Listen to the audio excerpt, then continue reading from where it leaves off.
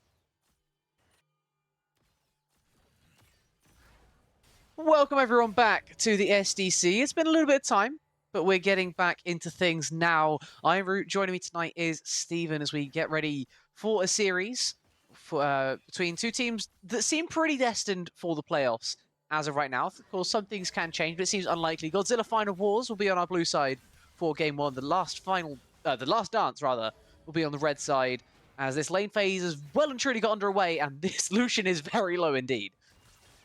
Yeah, we're coming in here very quickly. We see the lock picked in too as well, potentially going for the first blood and secures it. If you don't know a lot about Locke, he's been out for a bit already. We'll give you some, tips and pointers on like how his abilities work and stuff like that as the game goes on. But already seeing that early action there converting into the first blood. Zenith played in the bot lane. That's just a kill, giving over.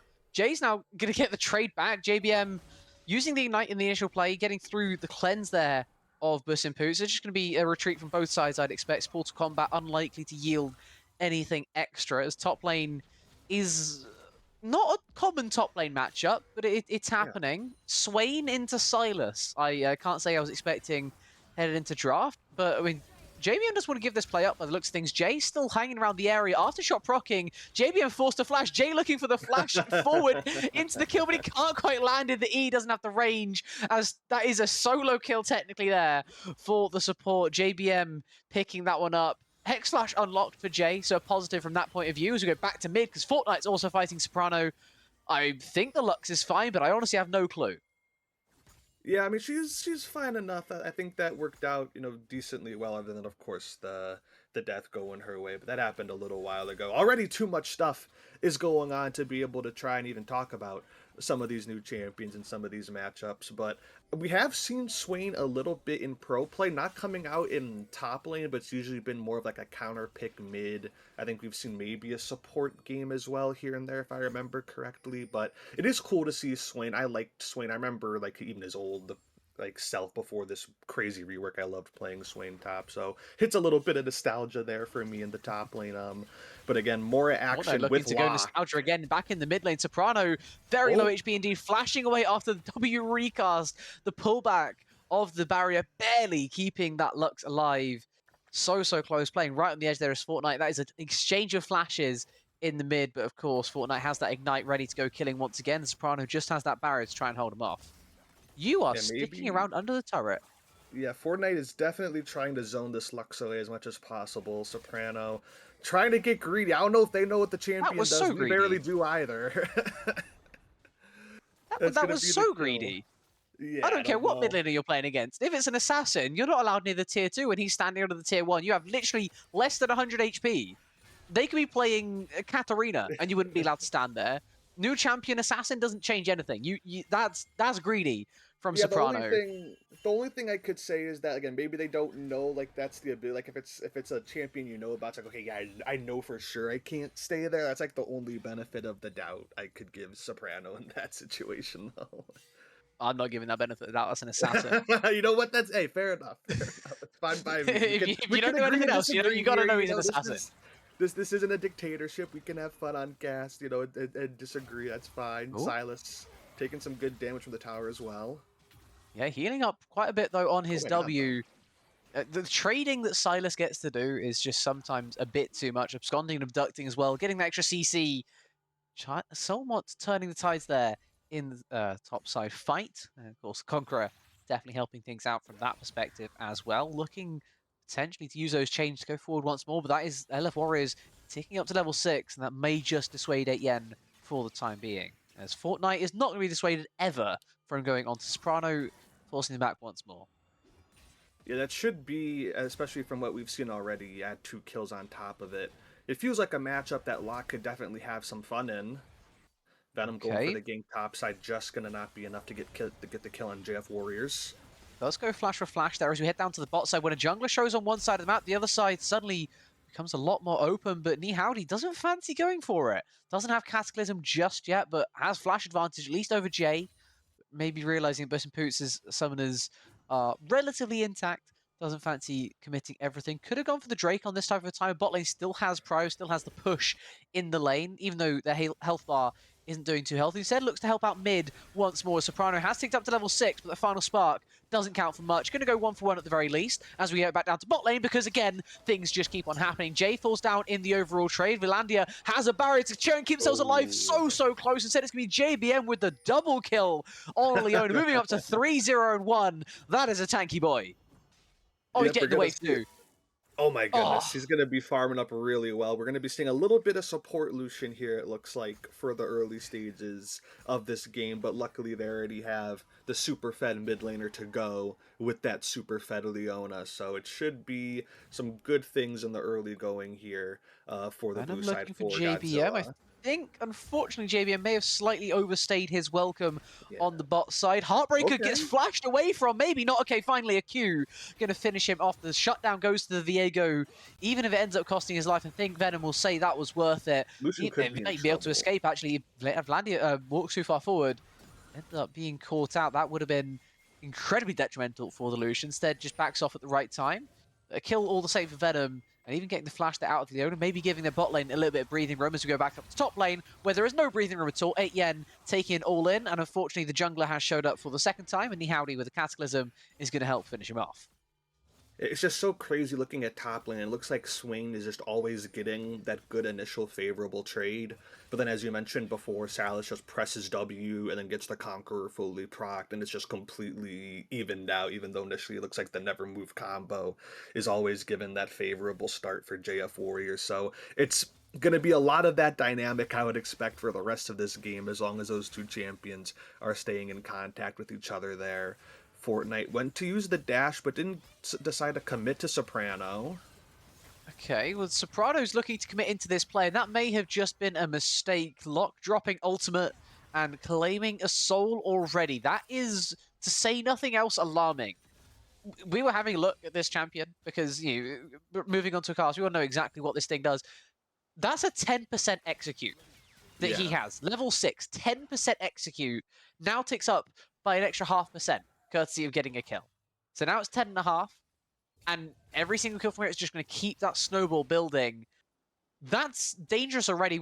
This is like half of an Elder buff, but it survives for so long as well. When the team fights start coming, the blue side doesn't even need the Elder. They're going to have it for free based off of just this guy's ultimate, but Vladilena may need some help of his own. No Elder down here on the bot side with the lock not even close to being in range. That is just the Lucian dead. No flash, no barrier, and no chance of escape. Yep, we've definitely been seeing a lot of the action coming from the Last Dance in the bot lane. Speaking of, though, Godzilla now looking for a re-engage. Yeah, JBM looking to make it work, and they will just make it work indeed. Fortnite is unstoppable already. New champion buff, clearly in very strong effect. 8 Yen forced a flash out on the top side as well. Moving away from the Swain, trying to go back in, absconding and abducting fours. That healing was disgusting. I just saw a number 250 on that healing. One more auto attack will finish him off. JF Warrior has no flash. Well, 276 afterwards healing as well. The Silas took the worst part of the trade, ends up with half HP, and still gets the kill on the Swain, who, by the way, has anti-heal. Yeah, and I mean, after watching it more now, it really just feels like the Silas is going to keep on being able to sustain through a lot of these trades. It doesn't really feel like a matchup that you normally think range versus melee could potentially be bad for that melee champion, but the Silas just presses W every single time and is always able to sustain themselves right back up from those trades, and now being able to convert it into a kill in the 1v1 there as well. Just seems like that could be maybe a little extra win conditions. I was saying before, it seems like we're seeing a lot of action in the bot side coming through, but if they can convert some stuff with Venom, with 8 Yen up here in the top, and if they can find another kill here especially, you have two solid champions for a win condition. Oh, it's such a good bait by 8 Yen. The Never Move as well, going wide. JF Warriors in a whole world of trouble. I do want to slightly retract the statement from before until Fortnite maybe makes me retract it again. I want to go back to the theories thing, but apparently Fortnite is not allowing that at all. Just deleting members of the enemy team. Double kill Purgatory Elder buff is disgusting. Uses flash in the play, but gets himself another double kill. No shutdown to go over to Venom this time around. I will go back to my previous statement. JF Warriors picked up the anti-heal after he died to 8 Yen in the top side, and you can see its effectiveness this time around. Yeah, that definitely makes a lot more sense, but another engage immediately here from JBM. It doesn't look like anyone going to be taking too much damage to drop too low, but I mean, the story of this game right now, it's definitely been Venom and 8 Yen on the Viego and Silas respectfully, but for Godzilla, it's all going to come down to this lock. He has 7 of the 12 kills, and as we mentioned before, for better or for worse, I guess we'll have to see. 3 of those other kills are on your Leona, so she will be tanky, but you'd Already of course love to protoplasm. have those options on the Lucian instead. But Yeah, like we were talking tanky, that is already a like jungler's starting tank item uh, acquired by a support pre-12. Pre-support that's item pretty finishing. nice. That is how fair JBM is right now. Transferring that advantage elsewhere can be somewhat difficult, but has the Ignite to keep that pressure on, and with Protoplasm Helmets especially, can really carry on applying the pressure, especially since Bus and Poots did have to use Cleanse in the play that we transitioned down to in the bot side. Leona has so much more value now that Ignite can just land forever. The stuns are ridiculous, and this Varus has a Noon Quiver plus a pickaxe to try and hold him off. It's going to be very difficult indeed. JBM should be looking to really keep that foot down on the accelerator, maybe less so if Vladilena wants to take a base on a slightly off time as we head back up to the top side, because these guys are just fighting again. They're doing top lane things, and one side might be winning. It's difficult to work out top side. Yeah, it's just gonna be this constant back and forth, but yet again, we're seeing Venom potentially looking to catch up JF Warriors a little bit off guard here. Definitely not expecting a lane gank from the middle bush, but if he does get up here, we'll see if that ward gets spotted. It just barely does. So good little intuition from JF Warriors, just in case if Venom did want to walk up that far. He's been trying to keep the lane around this state most of the time. We've been looking up here topside, so the very safe ward into the bush, just covering for that lane gank if Venom got too over aggressive for it, does pay off there. Smart decision there. Potential angle here at the red buff though. They do seem to very spot him. passive force by Venom. Great timer on the blast cone. The disengage cone is going to keep that Viego well and truly alive. Has to move down to his bot side though. His red buff has very little chance of being taken by the red side. Unfortunately, that will just be handed over instead to Neat Howdy, as he could even look to transition back up to the top side. A lot of wards invested up here as a Chains of Corruption we see go wide there in the bot side. Neat Howdy on vision, but has a sweeper to get rid of this ward. Could try and pull the wave. Unless 8 Yen has something crazy up his sleeve, this should just be a very secure dive. Cataclysm forwards, Ignite on top, the anti-heal applied, and finally the kill going over to the Swain. JF Warrior is going to happily pick that one up after a little bit of misery to begin things, finally getting that kill on the board for themselves.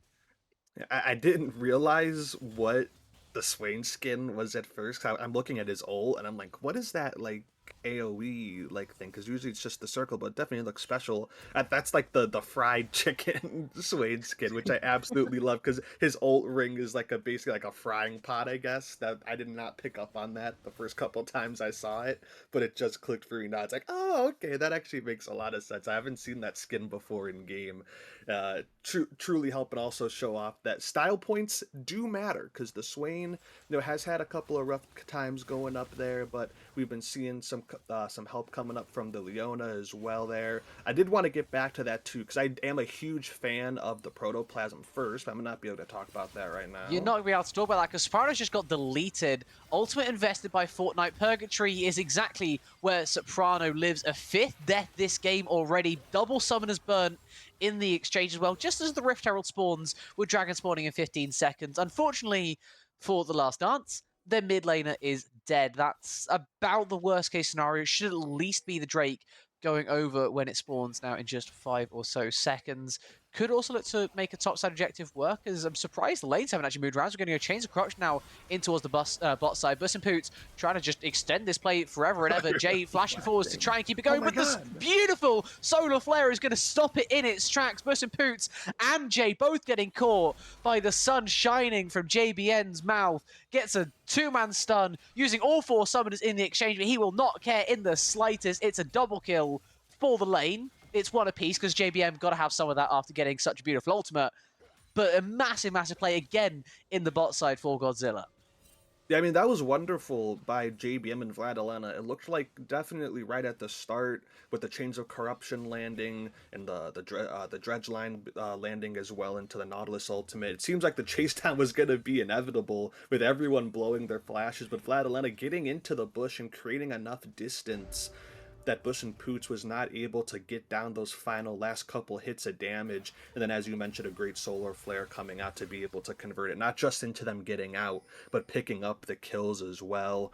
Very, very impressive stuff in that 2v2 there from Vladilena and JBM, who, with the protoplasm, definitely gives them that extra fighting power in those long sustained fights. Getting that regen as a first item, I think, is a very smart purchase. You could go for some of those more traditional support items, like a Locket or a Knight's Vow or something like that, but I really like that choice coming first. I don't know if I like this choice coming through here from AEN, though, to take an all-in the top side up against JF Warriors, who once more has the Demonic Ascension, and while they might be able to steal away a Solar Flare, it won't end up doing much, at least in the top side. Fortnite's going to die in mid, and that may be much more important than the random play in top side. Okay, sure, the top player dies, big deal. That's 1,000 gold to Viego, getting a massive kill of the lock early on. Can't keep those items forever, of course, but the Dark Seal now cut in half as well. Being 2 items with a fully stacked Dark Seal at 17 minutes was quite scary. Still is. Let's not get that twisted. But a little bit less now, especially now you've got the shutdown going in your Viego's favor, where Soprano is an immobile mage played in the mid lane, and that's what immobile mages get these days. Unfortunately, you have to have a dash, or you have to be able to kill your opponent within 0.3 seconds. Lux can't do either at this phase of the game, and as such is just dead, as we're also going to take an all-in bot side. Buss and Poots wins those with no summoners available for either side. Ladley really could have done with a barrier, but that's not going to be there for another 30 seconds or so. Yeah, Soprano caught Over's thing just a little bit too far, trying to shove in that mid wave, and then I thought for a second that the piercing light coming from Vladilena might have had just enough range to get the kill on Tavares, but clearly not. It was just short, and then not enough coming through to be able to convert that kill in a very, very volatile 1v1 there, with both of those AD carries finishing off that exchange on about 100, maybe 200 HP or so. Ends up going in the favor of the Varus right there. But that was a huge shutdown picked up onto Venom, as you mentioned. Now 4-1-0 themselves with 2 fully completed lethality items. If that Viego can possess Lock in a fight, that will be a huge boost in damage coming for the last dance right there, and it would definitely be needed, as Lux has not had the strongest of starts to this game, going up against that brand new 200 years champion Locke, as well as, of course, as we've seen in the top lane, a lot of action. Felt like Silas has probably, I think in my perspective at least, has probably done better, it felt like, than the kill score represents. We've seen a lot of heavy trades coming through. We've seen some jungle intervention coming up from both sides up there as well. The 1-4-1 kind of surprises me with how it felt like we've seen Silas play a lot of these trades, but both sides, to be fair, have some good healing, have some good sustain, and can kind of both just go blow for blow with each other at a moment's notice whenever they need to. Yeah, I would agree, and also finding that quite surprising. But what's maybe most surprising is just the overall game state. It hasn't felt like that much of a stomp, but there have been eject bounties for the last 5 minutes. They're Yeah. finally starting to fall off. 2 Drakes to 0 is the current advantage for Godzilla in that regard. They got both topside objectives as well, so maybe I'm misreading it, as that is also a misread from Soprano. Wrong place, wrong time, back to Purgatory you go, even though it wasn't used by Fortnite this time round. Doesn't fancy 1 extra stack, and try and hold it for maybe a bigger fight, because Elder Buff is disgusting, and Elder Buff is very important. Buss and Poots goes wide on Chains of Corruption, which also would have been important if he wanted to make that kill stick. Instead, it's just going to be the Rift Herald charging into the mid-tier 2, while plates get claimed and blue buff gets stolen as well. Yeah, and one thing I did actually want to check, because I was curious about, I wanted to take a look at at least the tier values for both of those mid laners. Fortnite is tier 1, but Soprano is tier 2. So this isn't like some, tier 1 mid laner stomping on like a tier 3 or a tier 4 who's not usually, starting all the time, this is maybe like their turn to rotate in or whatever. Soprano's a legit mid laner, so the fact that we have seen the lock be so dominant against someone of a somewhat relatively similar skill level, right? At least in terms of the tier, I say that is a huge credit to what we've seen Fortnite do so far. Either that, or again, maybe it is really just a lack of knowledge from Soprano, not fully knowing about all the things that Locke can do with the Q stacking, being able to empower his auto attacks with the Q and the passive, the E dashes as well. There is a lot to know about that champion, but there's going to be a lot to see what happens here in this topside dive. Yeah, Wave has been cleared, but they're just going to go for it anyway. Demonic Ascension, knock up, courtesy of a certain Jeepers. Nautilus ultimate as well. The Depth Charge was useful, but there's a Zhonya's. Not even the full Zhonya's, just the arm guard that gets shattered in the process. Fortnite gets a Oh my god. disgusting kill timer on bot lane. I thought Bus and Poots was bot lane. Apparently not. JF Warriors, in the meantime, was just casually 1v3ing, had the Seekers we mentioned before to avoid the worst of it. And that is not a good play overall. It has to be said for the last dance. They had to make something happen at some point. I understand the feeling of desperation might be starting to creep in against them, but trying to kill a Swain when he has this much healing and also a stasis, when Drake is up, when your bot laner is getting murdered under their own tier 2 turret, that's not feeling good at all. And I mean, you can see the state they feel the game is in. Their bot lane hasn't even moved to mid at all this game. 22 minutes in, and still Soprano's trying to farm themselves up under what they see as the safer of the turrets. Now that the tier 2 and bots come, maybe they feel like they can play around tier 3 instead. But they can feel how far away this game has already slipped from them. Kind of looking like a 3 losing lanes and a once winning jungler. Maybe Venom able to keep that going in his favor as he makes a play on towards the top side, gets another shutdown off the board. JF Warriors overstaying this time around. But that really is the bright spot for the last dance, as Fortnite is going to try and turn that bright spot into yet another dark spot. Yen very close to falling down. If the Purgatory was invested, I'm sure he would have been executed. Instead, he's going to save it for Venom, who is clearly the much bigger fish to fry this time around for Fortnite. Jay is also a worthy sacrifice, with Vladilena having to pick up their third kill of the game. And oh look, there's an immobile mid laner in a solo lane. This is why you don't feel safe. Nihowdy does have Flasher. They really want to go on the hard chase, slowing down both sides with E and W respectively. Soprano has very little mana though, and that is just death. Congratulations for being in a mobile mid in the year 2026, and also congratulations Bus and Poots for being in a mobile bot laner in the year 2026. We'll see you guys next time on that show, as Fortnite's just healed for 1,000 HP as well. JBM is able to escape with his 2-item spike.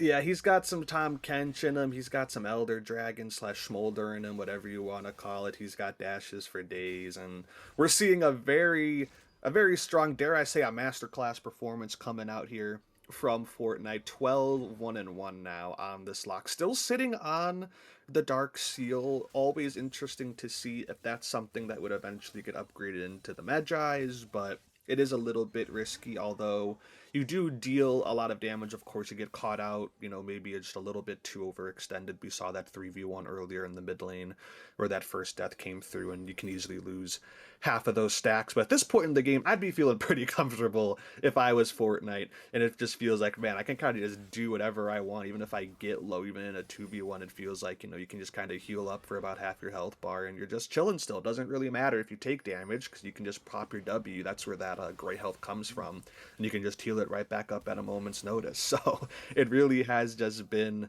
the story of this lock. We've seen some good efforts from the last dance, especially with Venom in this game, trying to find some plays around the map, but as you said earlier, it just kind of feels like it's mostly been 3 losing lanes, and then Venom's been trying to pick up some scraps where he can.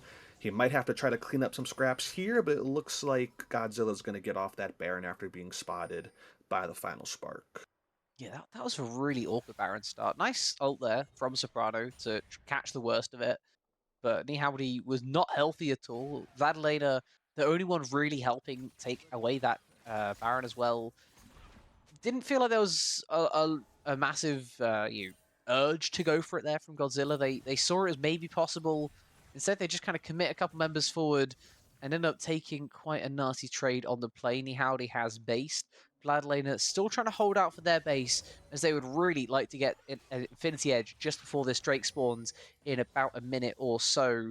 Gonna need at least another wave by the looks of things to do so. Very, very close indeed to that humongous 3-item spike. Maybe the blue buff will get it done, as it's going to be the invade once more coming through. And Venom is in a little bit of danger himself. Heartbreaker over the wall, and unfortunately that might not be enough this time. Cataclysm forwards, dashing all over the place. There's also 8 Yen in the picture, going to get flag and dragged on. He picks up a lock ultimate. The Purgatory doesn't do anything, unfortunately, as Venom's also going to die, and that is likely Hextech Soul and maybe a tier 3 turret as well added to the mix. Yeah, both just getting caught out in the jungle there. Not really too much you can do about that when you have Godzilla moving as a unit like that. Just got caught with your pants down on the gromp. And as you mentioned, this could be a push here if they want to go for the Dragon. Okay, Fortnite, Purgatory invested, Golden to avoid the final spark, and isn't it cool when you can get execute kills when you're literally in stasis? Welcome to the newest champion of League of Legends, getting an Elder Buff-esque kill when literally unable to deal damage, because that's just what he does. And howdy, I do want to question that flag and drag. Maybe it's just a good bait to actually try and end this game. Casual 888 healing as well from Fortnite's Venom has respawned, so it's not technically an ace, even though the Hextech Soul is still very, very difficult to contest. And if he dares to do so, I dare say that will be the last action he may have in this game. They're going to look for it. They're trying to squeak them out here. Only 3 alive, only at half HP. May have spoken too soon, actually. There's Venom and 8 Yen trying to turn this one around, absconding, abducting forwards, picking up Demonic Extension now. Is this Silas? Trying to dash down onto the Swain, never move. Perfect position to just try and slow this Silas down. A Golden invested as well by Ella Flores, and that was a kill. Fortnite had a kill angle there. If you weren't aware, that was a kill angle for this lock, who's now dashing forwards onto Venom. Goes Purgatory once more. The Solar Flare nicely dodged by Venom in the mist, and that will be a disengage. Hextech Soul denied even longer, and that was very close as well on the final spot. Vadalena keeping their wits about them and just about keeping themselves safe as well. But the good news, yeah, that's what I was going to say. Good news, at least for the Last Dance. That should be the Hextech Dragon for them, with Nihowdy not being quite having enough support from the rest of his team. Locke has to take that recall, and you could try to go for the YOLO steal, but not really worth it. Obviously, you have the Baron up. Yeah, GA would be available as well, but not without the lock being there. Probably just like, yeah, you know what? We'll save this for a future fight. We know we can just stomp these kids regardless of the Hextech Soul. Just going to be a matter of time trying to find the right angle again. 16 kills up on that lock now with the Rabadon's death cap completed. And again, the age-old question, will that Dark Shield get converted into a Magi's, or will they sell that off now for that final item coming through? Yeah, I'm surprised it didn't already become a Magi's, if I'm honest. I think when it got 10 stacks at 17, 10 minutes ago, you could have done it then. The fact that they've got so many kills since that point as well would tend to back that up, but I guess they have Rabadon, so who cares? They're still very strong, as 8 Yen is in the area. If he absconds over this wall, he will not have a good time, so he's going to choose to not pull the trigger this time around. Soprano walking forwards. That's a warded brush towards your red buff is not a safe place at all, as also Jay caught out by a Solar Flare, likely to fall second in this fight after Fortnite picks up the first. JF Warriors going to find the second. No execute this time to be found from Fortnite as he holds onto his ultimate once more. But while they had to give away the Soul, the Baron will be a worthy secondary prize. And you feel like that it should be enough to end the game as well. Of course, Soul would be definitely enough to put it over the top. But with the Baron at this stage of the game, they're going to be over 10,000, or probably even over 11,000 gold ahead now. Once this goes down, all it's going to be is a matter of getting those final recalls in, finish up your items if you're feeling really confident, buy that last elixir or something. And you can probably, in all honesty, just take it down mid here. You're going to have the supers still in bot. It looks like for a little bit still that inhibitor is still down. You have that option, if you want to apply that split pressure still, you could really just try and brute force down that top lane inner. It's on super low HP, as you can see in the very top right corner of the screen, but it really just feels like a matter of time unless Venom finds a cheeky pick here. Well, I was about to present some Hopium, and it was about to go along similar lines to what we just saw there from Venom. Picking up his fourth item, I saw the Infinity Edge purchase there in the bottom left. He does do a lot of damage. Unfortunately, doesn't survive the amount of damage that Fortnite is able to do, picking up a second kill in this fight already. The Penta is going to be denied before it can even really get the ball rolling. Live Madalena picking up a kill instead. Fortnite walks over the wall, heals for 500, then goes golden, because that's just a thing more people can do. Still killed though for another 1,000 gold shutdown. This time goes over to the Silence. 8 yen, happy to be the subject of that reward, as JBM once again looking for an engage, casually at 200 HP, still going forwards. Gotta respect that from an engaged support. Howdy following just a little bit too late afterwards. Another kill gonna go over. Ends up being just a 2v2 left on the Rift. Jungle and bot lane versus top lane and mid. Oh. And the solo lanes are not looking healthy at all for the last dance. I fear it may be their last dance of this game. Cataclysm stolen, Cataclysm technically used, but not really to any value, as Howdy respawns from his Guardian Angel, and Jay is back on the Rift once more. Howdy trying to escape, and this is a dead Jarvan Vladlena, maybe the last Baron alive. Yeah, just a little bit sloppy coming through from Godzilla there. Once Fortnite goes down, of course, the power level of your team just takes a super massive drop off. But even in the aftermath of that, as they're able to still find a couple of kills, just overstaying. Sorry to cut you off. Now he's bought the Magi's now, after he died. He's bought hey, 5-stack Magi's.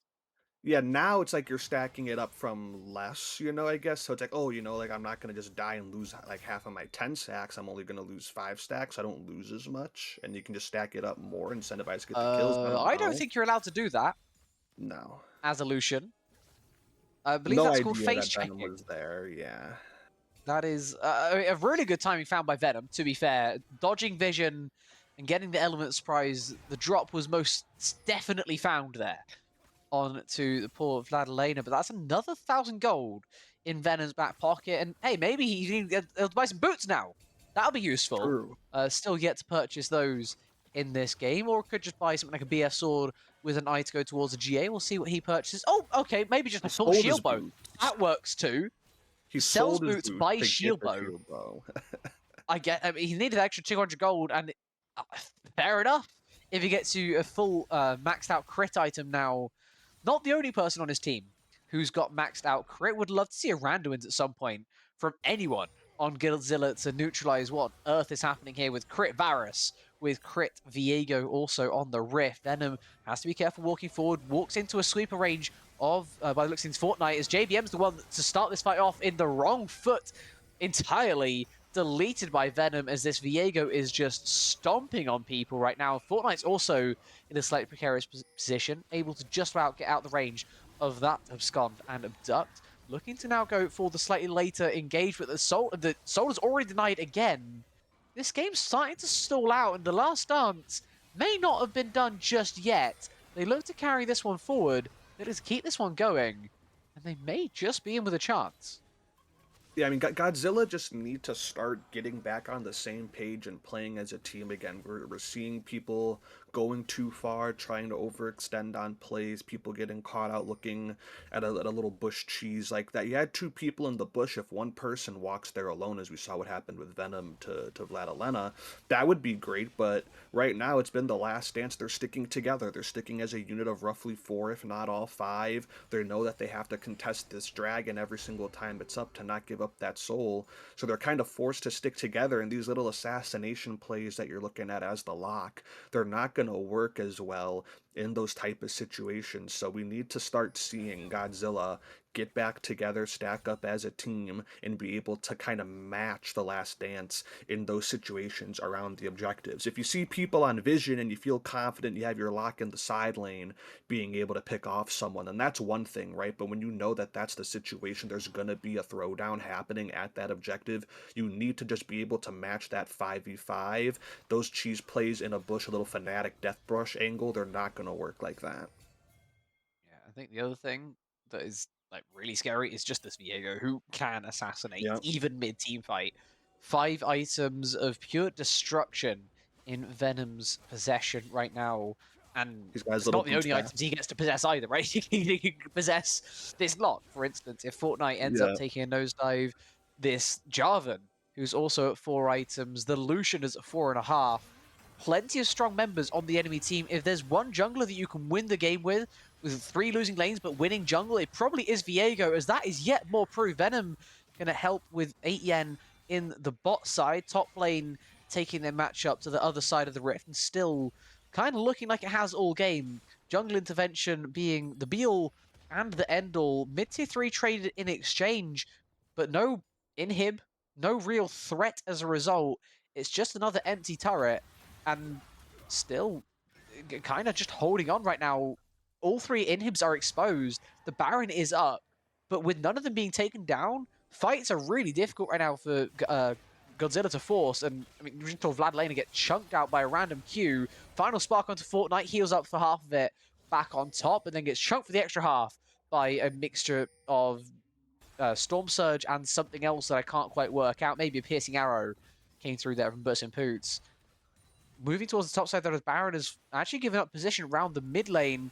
Pro completely seeded. Nice slow again. Final Spark has a 3-second cooldown. Soprano happy to use it twice within that time frame to get yet more damage. Fortnite using Purgatory, not able to get anything just yet. The Elder buff starting to wear off, but Vlad Lane is going to get the kill onto Jay at any rate. Bus and Poots also going to go down. It's all onto 8 Yen. It's all onto Venom, who looked for the retreat earlier on, but his teammates still need him. His teammates still require him. Unfortunately, he has abandoned them when they needed him most, and it's a double kill in Stephanie Howdy in a 3-for-1 exchange, and this time it's 8 Yen and Venom who have to try and hold off against 4. And I don't fully blame Venom for leaving there at the start. It looked like a really bad angle once the Cataclysm came down and the Lockle came through over top of it. I didn't even really think about that, but that's like a perfect little combo with the Cataclysm to just plop that totem right down in the middle of that, and then you land that debuff all over the enemy team. Would have worked out very nice. Venom looking for the steals. You gonna get there in time? Not quite. Not quite. JBM engaging onto 8 Yen now as well. Goodbye, Leona. I'm glad that you have all of your healing and survivability things, as 8 Yen's getting another kill. I wonder how much of the damage was Venom overall, as it will just end up being a 2-for-2. Only the 2 Barons survive. Maybe that's enough to stall out again, though, right? When there's 4 Barons alive, if you accept that you both leave, you have to worry about 4 Barons. You have to worry about the split push potential of the Swain. You have to worry about this lock in a solo lane. Probably not the lock in the solo lane, he's the only one without the Baron. But you have to worry about the 4-man push. Maybe the Jarvan goes elsewhere to try and get all 3 lanes Baroned up. Now, they only have the 2 to worry about. One of them's on the jungler, one of them's on the top laner. And it's another way to try and stall out this game for the last dance. They look to try and hold on best they can. Jay doing an interesting job of precisely that, as Fortnite just got deleted by the immobile mage. It turns out, if you wait until 38 minutes, then being an immobile mid laner is no longer a massive debuff, because you can just one-shot people, as Fortnite just found out to his disadvantage. Well, yeah, and even in that instance, like, I don't think Fortnite was expecting anyone to be over the wall, so he popped the Grey Health early in that exchange with the Nautilus, so when Lux unleashes her full combo on you, like you said, from a distance, he can't sustain through that. Well, this is awkward. Hold on. This is the Soul being flipped right at 1 HP on the Hextech Soul, but just about taken there by the jungler. The final spark doing so much damage at this point in the game. Soprano, I mean, if he'd had this earlier, it would have been such a different dynamic. This whole game could have been so drastically different. Instead, it's come online quite late.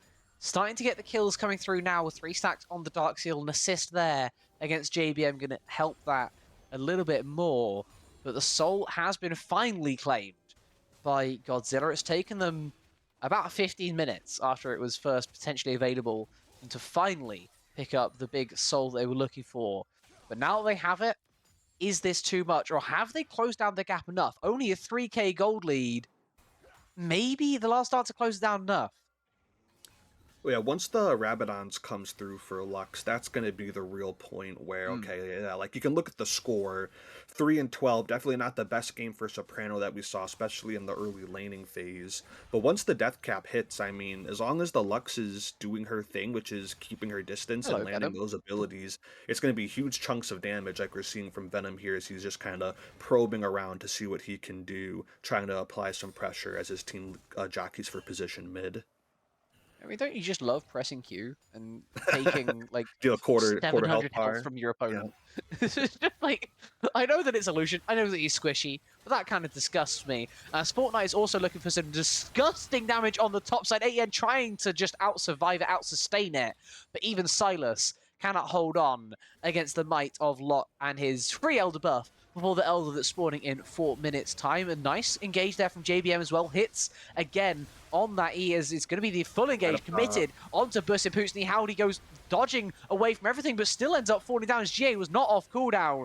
And even with the Chains of Corruption going wide, he still ends up falling down as Venom engaging somewhat here on the Jarvan, turns back into Viego with Heartbreaker cooldown. JBM is a sacrifice, but it's a sacrifice that I'm sure Godzilla are willing to make. Soprano the last to try and hold on, the last bastion of hope that Locke is going to take down once more. Fortnite picking up his 21st kill of the game. Vladlina with a triple kill in that final fight as well. But that will indeed be the final fight. The Hextech sold just about enough for Godzilla to get game 1 over the line, as even though their lead went down from about 12k to 3k, they're still able to bring things home in a 41-minute banger to start off SDC for this weekend. Yeah, it ended up being a pretty entertaining game, all things considered. It looked like Venom in that last final fight was trying to be able to turn to get that last kill onto Leona and get another possession, get another reset off, but they just didn't have enough damage to be able to go through to get that kill. Whereas Vladilena was finally being able to scale up into this game.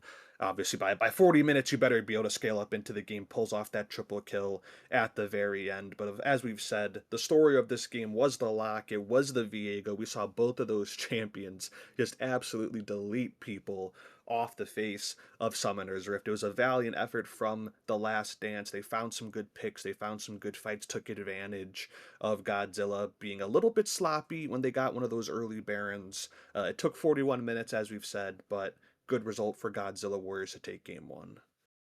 Absolutely, that is all we have for game 1. We'll be back in a couple minutes, hopefully, with game 2 draft. Stay tuned. I'll be back when it's ready in a few.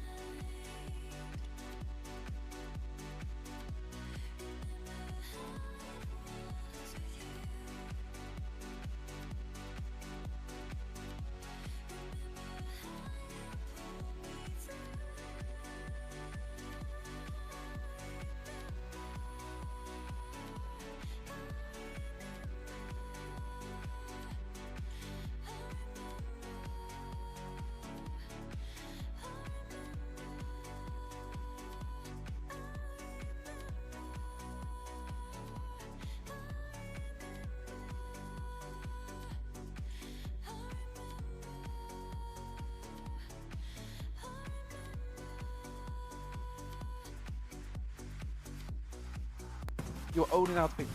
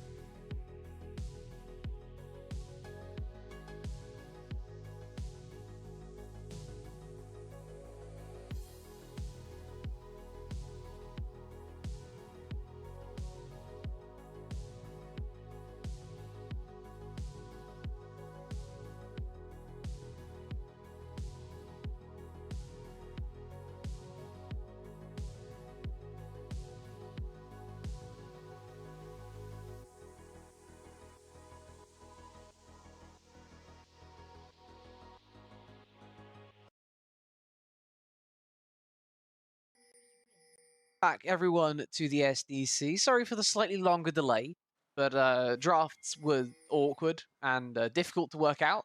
So instead, we're just going to have the end result. And what an end result this is. We have mages in the bot lane. MSI, we all hate you.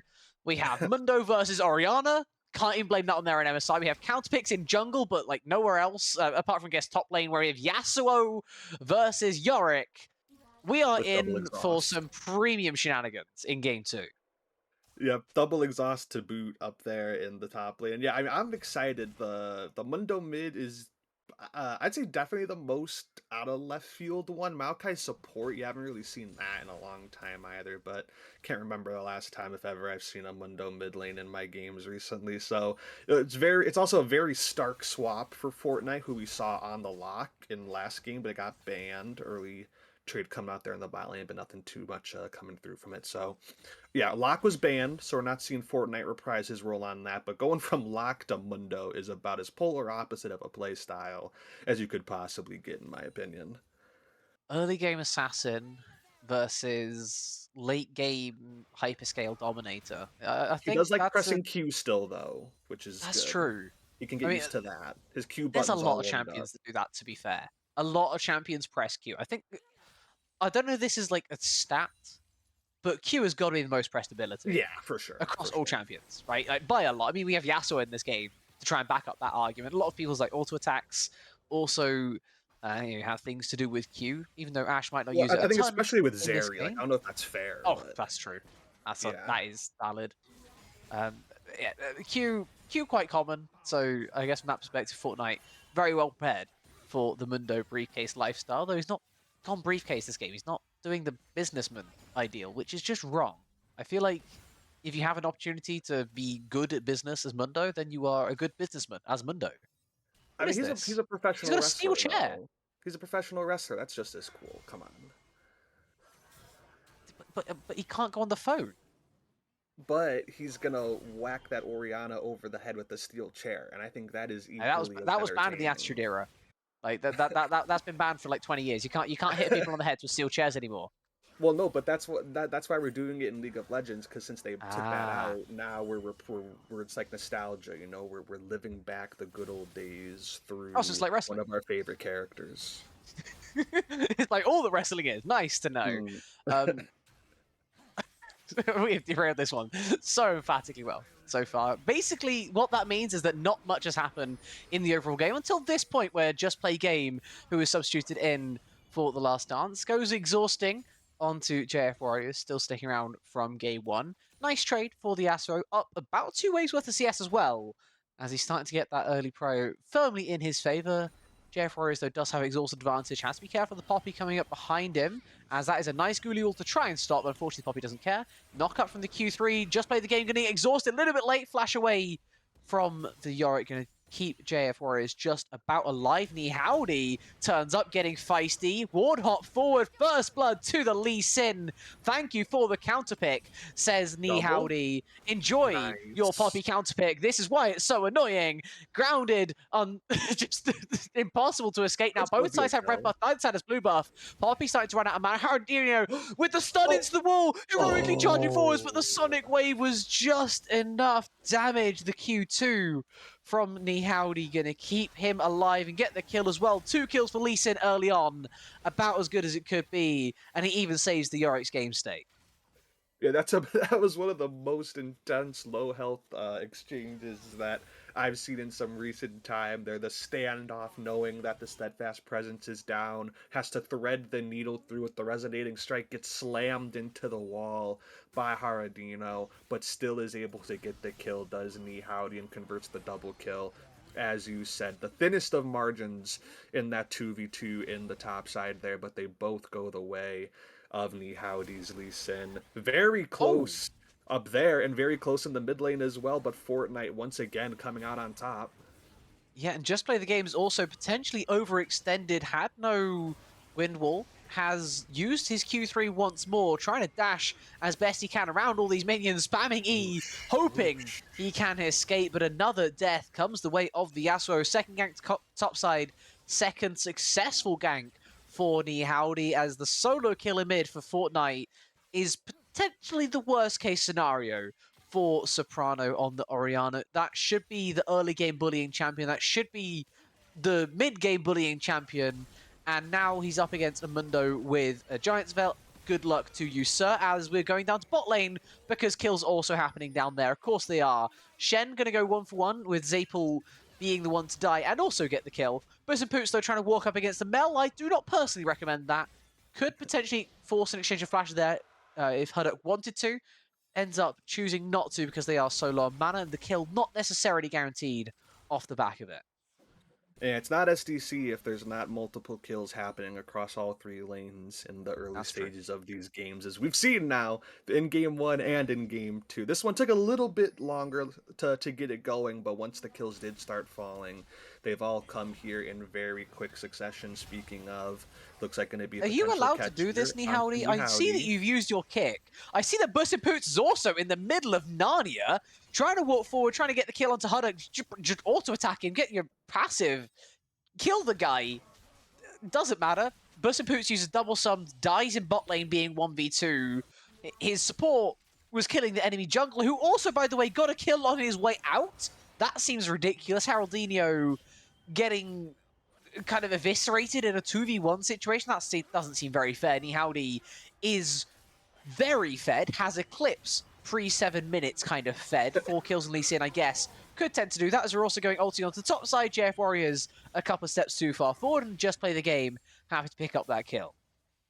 Yeah, I mean, too much has happened to even try and attempt to kind of backtrack all the action we've seen here, but it's just been an absolute bloodbath. I dare you to try. Yeah, try and recap it. I think so. I mean, we saw what happened at bot, where it looked like Lee Sin got caught, but he was still able to find a kill out of that, as you said, got the Eclipse before 7 minutes. Yeah, you're not allowed to. Soprano's getting flashed on in mid. He's the one flashing away in mid, to be more precise. Hex flashing on from Zyra, who is playing Maokai. You're going to have to get used to that name. It's just diabolical, but a flash exchange all the same, even though it's Hex Flash for the Maokai, as this is interesting. Just play the game exhausts onto Nihowdy, drops the Wind Wall, hits the Q3, but doesn't have his ultimate, so can't go flying forwards. Instead, just going to hope to get the kill onto this Maokai instead, as Soprano walks into a death brush. Mundo knocks their head clean off their shoulders. The tree has fallen down finally. Just play the game at 300 HP, gets the spell shield out of Fortnite, who does have the maximum dosage, barely keeping themselves alive. Nihowdy avoiding the worst of the Poppy W as well, just able to avoid the grounders. We're TPing up from Huddock's Mel. There is the Ashe in the play, so I guess it makes sense to try and join things in, but Haradinho is going to disengage. Zapel has nothing else to do with it, and as a result of everything, Nihowdy still survives and still wants this red buff. I mean, we'll see if he gets it. It is on a vision ward. I don't know if he notices that. This is so greedy. Oh, he saw Poppy come up from the ward in the bush there, so he was at least aware of that. Gets out of there. Zap. No, not quite. Yeah, maybe he's right. Okay. Yeah. But it's just been that's the only way to describe it. Basically, it's just been nonstop action. It feels like for at least the past 3 minutes or so. Nihowdy not going to be able to get the successful red buff take, so he's going to take the consolation grubs instead. Pretty decent consolation prize, all things considered. At least get the neutral camp away. We'll see if Haradino wants to get a little bit aggressive there. We do see Yasuo coming down as well, so not going to be able to get all 3. Can Nihowdy get out alive though? Yes, he will. Just able to avoid the steadfast present. Does have to burn ward, and that does matter a lot more on Lee Sin than some other champions. Of course, Jax does spring to mind when we talk of ward hopping, but having to burn that yellow trinket doesn't feel great, but still able to escape, most importantly there.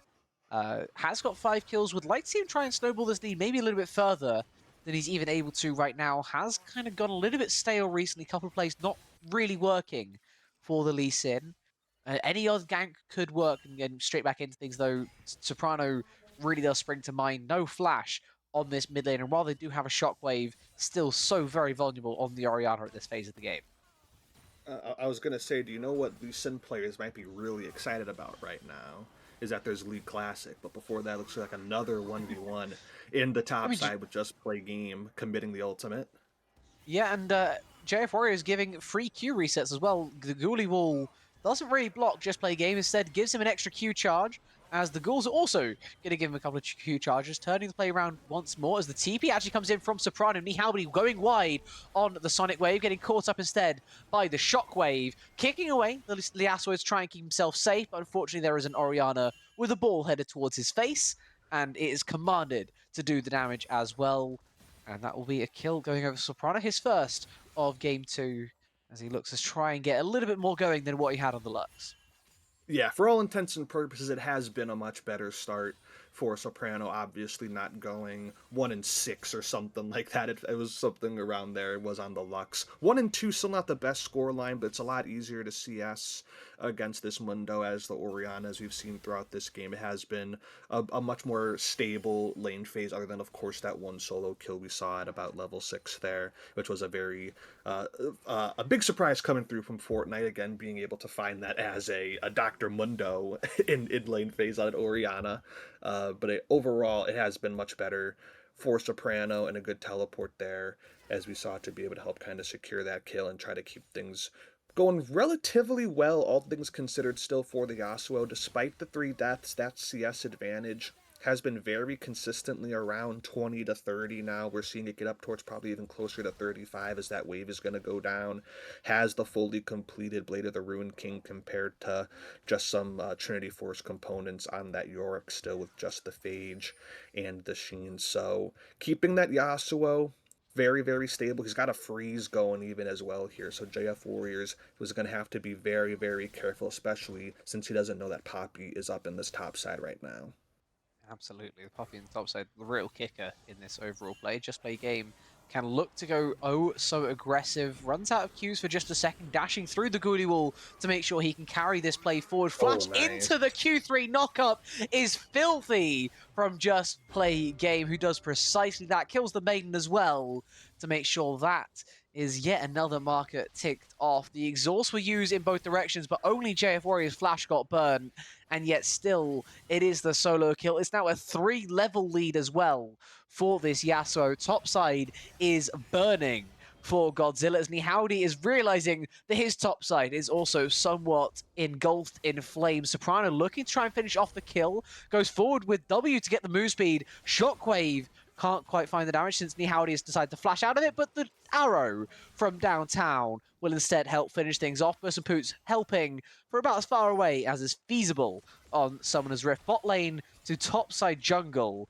a beautiful play in its own right, but unfortunately he has revealed that he has no ultimate and he has no friends. Does have a Stand United to maybe keep himself somewhat alive in the bot side, as that was also, I believe, Maokai using Nature's Grasp.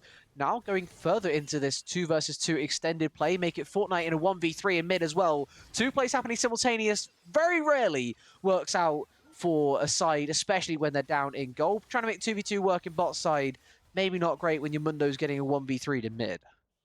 Yeah, and it was a lot of summoners blown in that bot play that we didn't see. Nihalbity is going to get chunked, but you'd expect him to be fine here as long as he doesn't keep up with the extended trade, especially with knowing Soprano's in the area. He will back off. 3 summoners blown for the Ashe and the Shen, both for Ashe, Ignite blown by Zapple, and then Hodak had to blow the flash of their own. Zyra as well. I don't know if that flash was off cooldown prior to this or not, but they have the Hex Flash with the heal definitely used as well in what was initially looked like a very potentially scary die for Buss and Poots, but it was the Stand United coming through, plus those summoner spell usage, being able to get them out of there safely, plus being able to pick up the kill mid onto Fortnite. Ends up being a very solid little sequence there for the Last Dance as they try to keep in this series.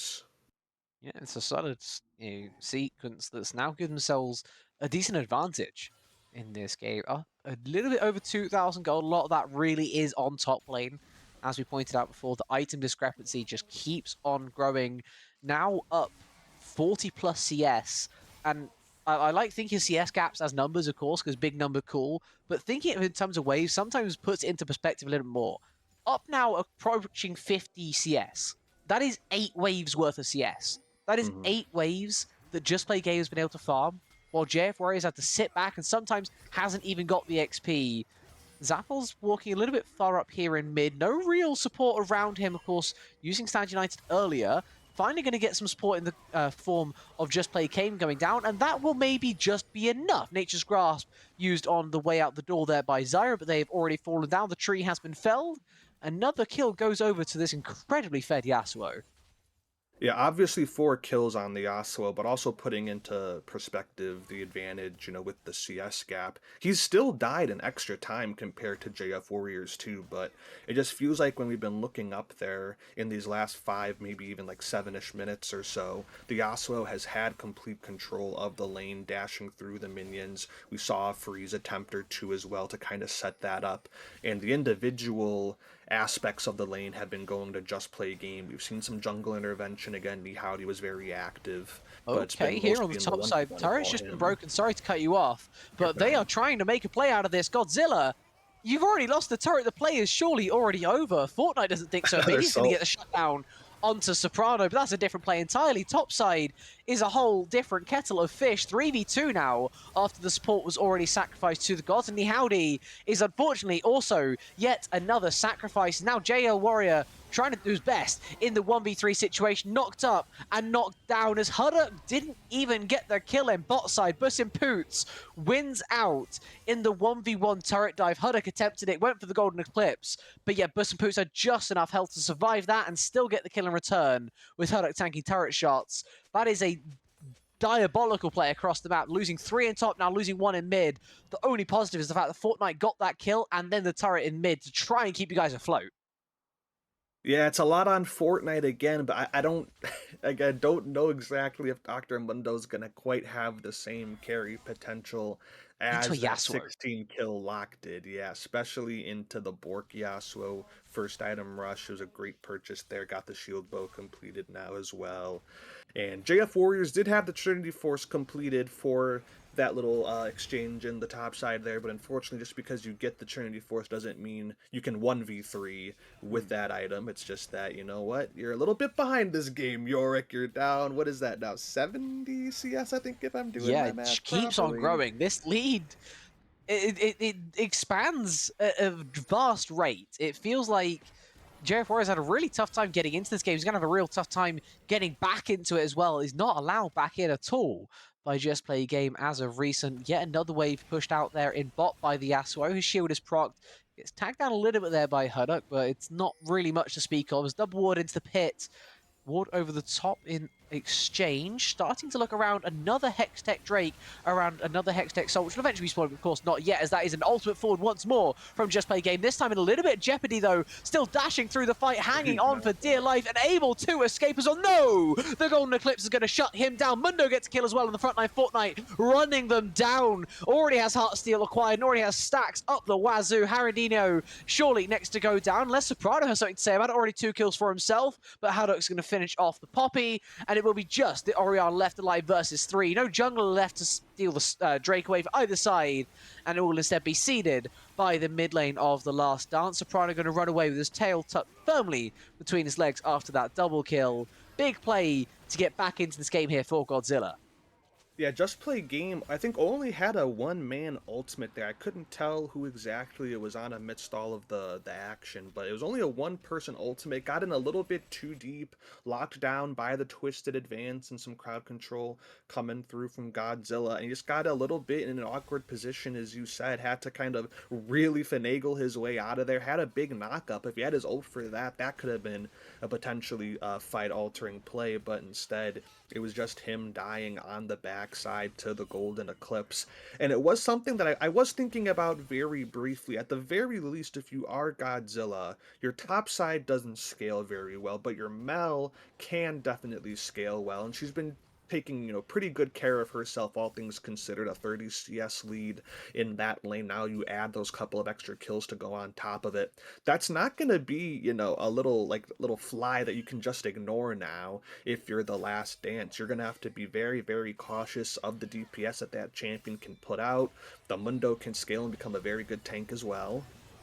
Hold on, though. That's gonna maybe Zyra going down. maybe a little bit caught out here. The Asher from downtown clearing out vision, but apparently not clearing out safely there. It was Zyra on Maokai, not to be confused with someone called Maokai on Zyra, I guess. Soprano and topside going in a very extended trade, against the Yorick, who is unfortunately soon to be deceased. Solo kill technically handed over, though Zapel turned up, I guess, for moral support, even if no assist was forthcoming. Nice kill That was there very in the kind. top side for the Orianna. Get themselves a fifth now on the board. Somehow, with 5 kills, one of the later champions to get to 2 items this game, with everyone else seeming to rush to that point. Everyone kind of getting there pretty damn fast. Huddock already at 2.5. Mundo, Fortnite at 2.5. But yeah, Oriana still definitely to be reckoned with. And Soprano, really taking a step up, especially in the isolated side lane against the Yorick. Yeah, Soprano took the little detour to get the Oblivion Orb when dealing with the Mundo, so that's why Not a too. little bit delayed to that second item. But just as you were talking about it, they were able to complete that Shadow Flame. They're still feeling pretty comfortable right now. Sorry, England about. Okay, they didn't go 3 up. They should be 3-0 up right now. I'm watching 2 things at once. That guys, I can't watch this. Finally, thank you. That better not be offside. Okay, Zyra, that's offside. You're not allowed to be that far forward. We learned this at the World Cup. People are not allowed to be this far forward. It's called offside. That's what you get. You die. Maybe a little bit of a harsher punishment than we That's see in really harsh football, in the World as Cup. that Oh my is god. just a death instead for the tree this time around. As Just Play Game, I guess you could argue he's doing what he says in the name. He is just playing the game. Fortnite is also just playing the name. Casual double kill in a 1v3 situation. Looking for extras, but the flash away is going to space it just enough there for Bus and Poos. Double slow, one way apiece with a briefcase. Not a briefcase, just a Q. And a volley of arrows going the other way. Haradinho flashing forward as well, heroically charging to get rid of the spell shield. Ticking down ever so slowly, a Heartsteel proc on the way out the door is all Fortnite can manage, as it's 2 flashes for 1 burn, and 3 for 1 overall across the map for Godzilla as they even up this gold lead. Yeah, the gold lead for The Last Dance was at around something like 3,000 gold not too long ago, and it is all dead even now, as these last couple of batches of plays have all gone the way of Godzilla yet again.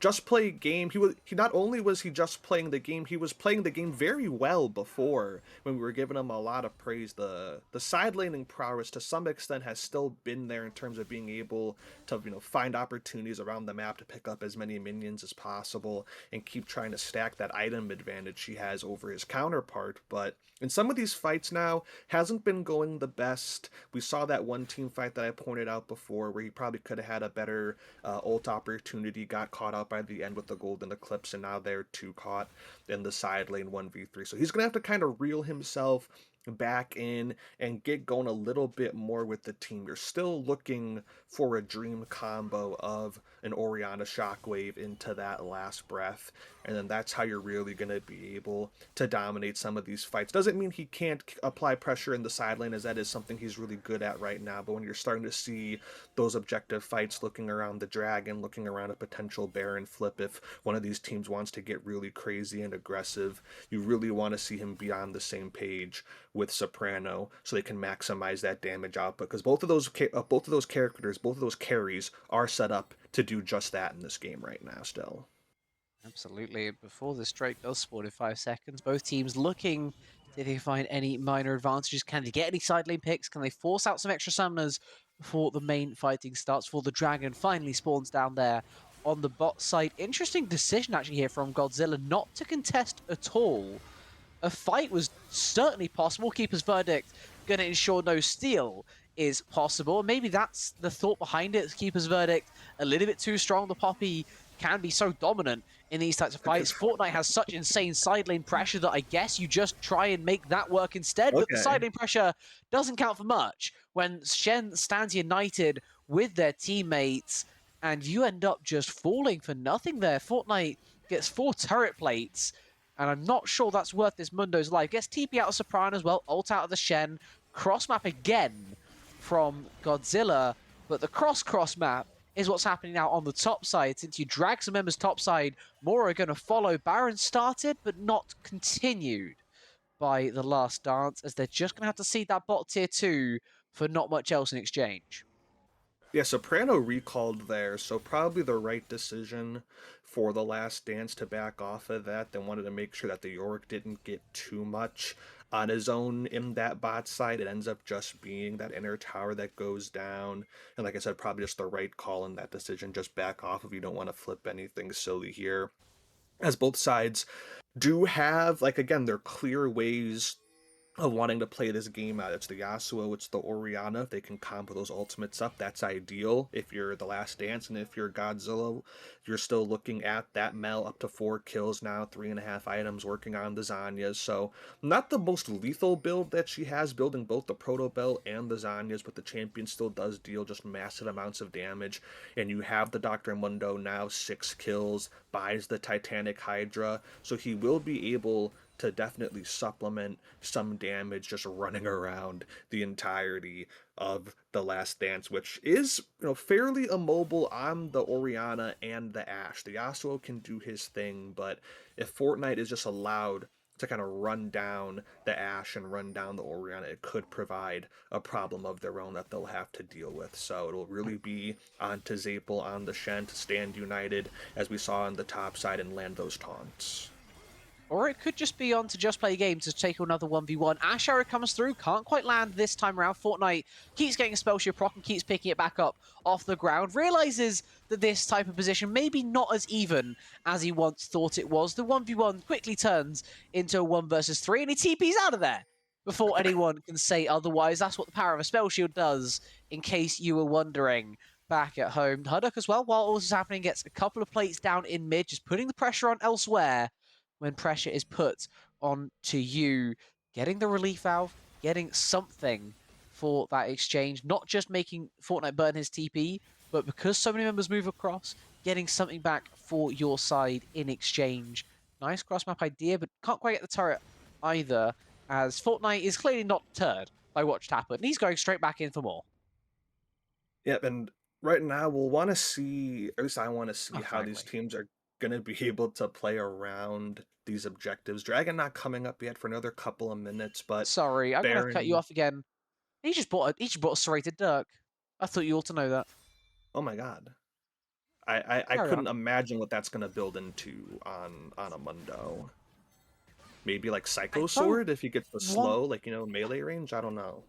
Is he thinking Serpent's Fang to try and deal with the Shen, to deal with Ooh, the Orianna, to deal with the that would make Poppy, sense. and the Yasuo? They all have shields, right? Apart from Ashe? Yeah. Yeah, that would make sense, actually. I would love that as a little bit of an adaptation. I don't know if the Mundo has to do it Should that not be necessarily. Lee Howdy's job, though? Yeah, exactly. I feel like that should be Lee Sin's job, that should be Yorick's job. Probably feels not odd. the best to have the Mundo do it, but if that's what he does, respect to him. He's got the pickaxe. He is so the most for all fed. That is building to. I think that's building Serpent's Fang. Yeah. For all you build knowers out there, you might have a better read on it than we do, but Serpent's Fang would Those make two sense. items are the components of Serpent's Fang. Well, there you go. That I think that checks out then, Rue, doesn't it? It's just, I didn't expect it from the Mundo. Sorry, I've completely derailed your previous point, but that was just odd to see, No, as we're 40 seconds away from this Drake. Yeah, that's absolutely worthy of pointing out because it is such a unique option there, but it does have its usefulness. Popping in is Fortnite as well, trying to get a little frisky before this dragon comes up. And again, we'll have to kind of just watch out for the positioning of both sides here. It is Godzilla that has the early entry. Ashe has no idea about these people being here right now, but the volley gonna scout it out. God, that's an engage onto Zapple. He can tank along. Oh my god, the shockwave! I didn't just see that. I didn't just see that from Soprano. It's fine. I closed my eyes. Warriors in a little bit of trouble, flashing over the wall to aid their escape, trying to get back up to the rest of the fight, where Soprano still is and uses flash. I want to delete the past 30 seconds from Soprano's memory. I feel like that'll be good for him. Yeah, it's not been the best series for Soprano. Keeper's Verdict gonna knock away Zyra on the Maokai. Golden Eclipse gonna knock away Just Play Game from the server. A second kill gonna go over to the Mel as well. Lee Howdy picking up the Drake while all this is happening. Cross map attempted by Bus and Poots, but just gonna get some plates, nothing else. Double TP, maybe a little bit excessive when the Drake is already secured, just making sure that the mid-tier 2 stays as healthy as possible. Should be a transition up towards the Baron as well. I almost want to watch that back. I almost want to watch it back, but I feel like that would be a little bit harsh, as Burst and Poots also doesn't want to watch this back.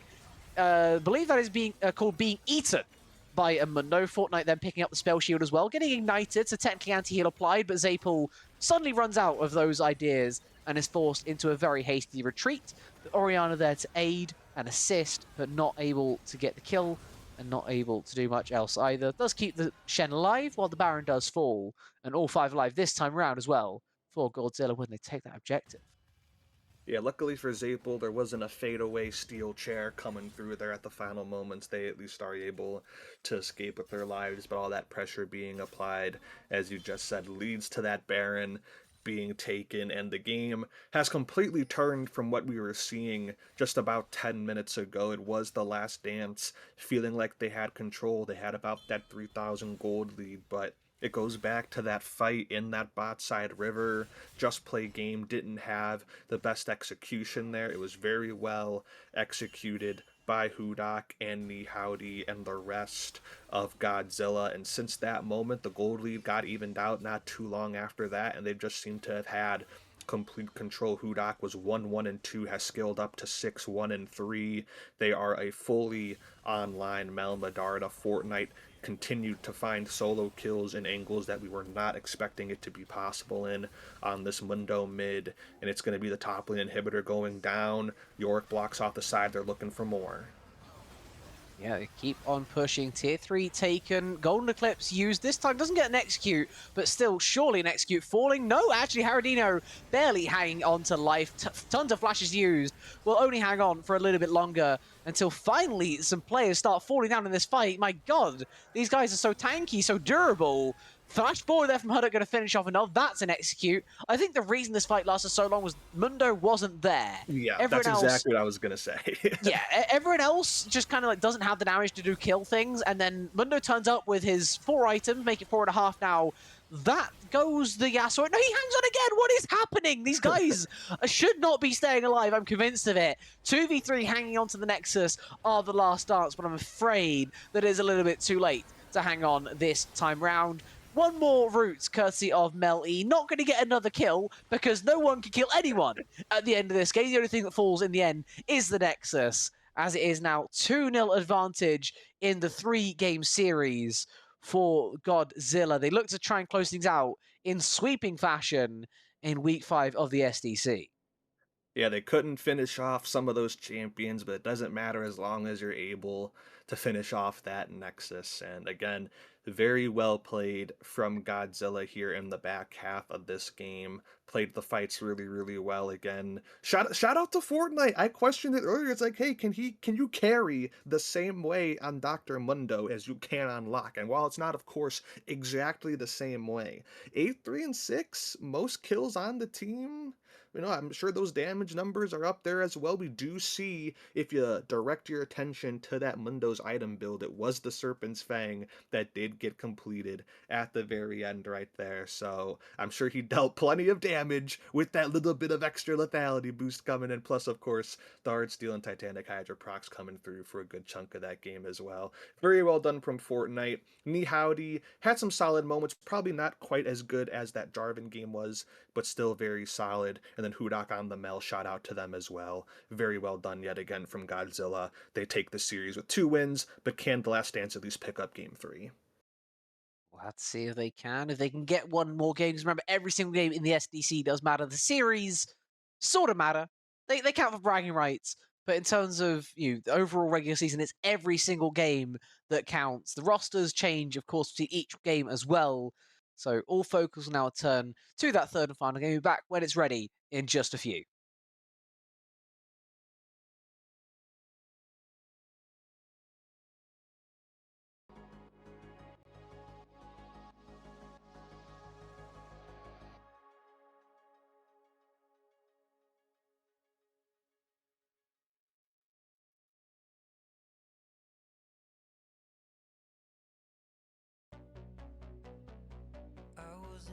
For action, just some distraction, just a little weeknight, booth in the back. I wasn't looking for romance, just a quick slow dance, and the off chance that an off night and a side glance might lead me to the wrong hands.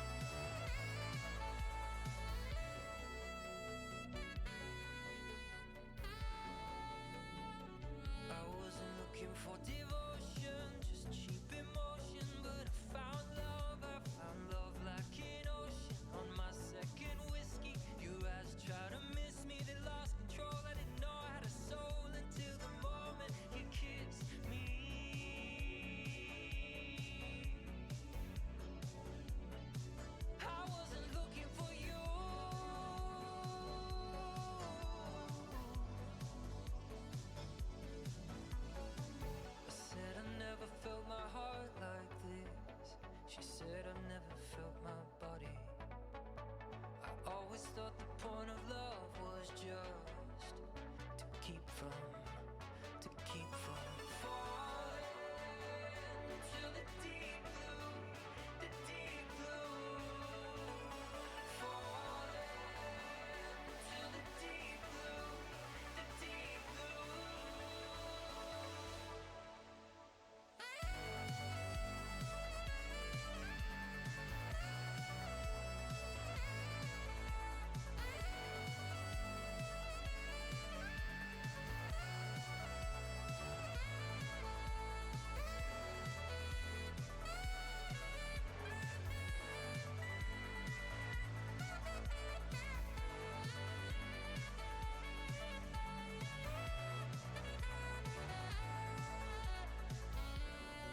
It's had an all-white flag. Action, just some distraction, just a little weeknight, booth in the back. I wasn't looking for romance, just a quick slow dance, and the off chance that an off night and a side glance might lead me to the wrong hands.